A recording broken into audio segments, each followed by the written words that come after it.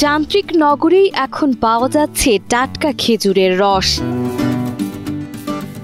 ভোরবেলা নিজস্ব গাছি দিয়ে রস সংগ্রহের পর শহরবাসীকে খেজুরের রসের মিষ্টি স্বাদ দিতে 7 বন্ধু মিলে গড়ে তুলেছেন রস বাগিচা। গাছ থেকে ডাইরেক্ট এখানে হাতে চোখের সামনে পাড়ার পরে খাইতেছি, অসাধারণ টেস্ট। আমি একলা বললে তো হবে না, এখানে অনেক লোক আছে, তাদেরকে জিজ্ঞেস করেন।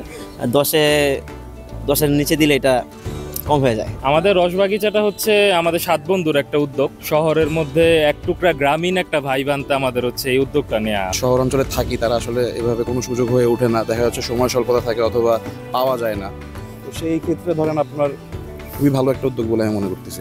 এই রস বাগিচা গড়ে উঠেছে নারায়ণগঞ্জের বন্দরে সিটি কর্পোরেশনের 23 নম্বর ওয়ার্ডের কবিলের মোড় এলাকায়। আশেপাশে দালান কোঠার ভিড়েও 7 বন্ধু প্রায় 46টি খেজুর গাছ সহ একটি জায়গা লিজ নিয়ে বাগানটি তৈরি করেন। গত বছর মাত্র 46টি গাছ দিয়ে শুরু করা এই কাজ এখন আরো বিস্তৃত হয়েছে।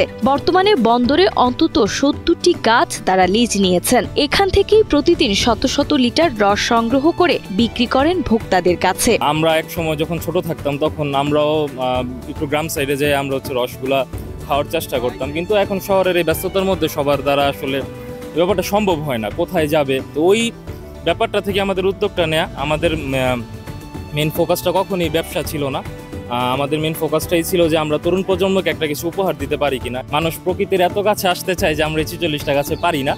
তো এরপরে আমাদের হচ্ছে আমাদের আদার সাইডে যে এলাকার যে গাছগুলো সেগুলো নিয়ে আমরা টোটাল 70টা গাছ থেকে রস সংগ্রহ করছি। এই রস বাগিচায় প্রতিদিন 170 টাকা লিটার দরে 150 থেকে 200 লিটার রস বিক্রি হয়। চাহিদা এতই বেশি যে আগের দিন জানিয়ে না এলে রস পাওয়া কঠিন হয়ে পড়ে। তাদের কার্যক্রম পরিচালিত হচ্ছে রস বাগিচা নামের একটি ফেসবুক পেজের মাধ্যমে। পার ডে আলহামদুলিল্লাহ আমরা 150 থেকে 200 লিটারের মতো আমাদের হচ্ছে রস সংগ্রহ করতে পারছি।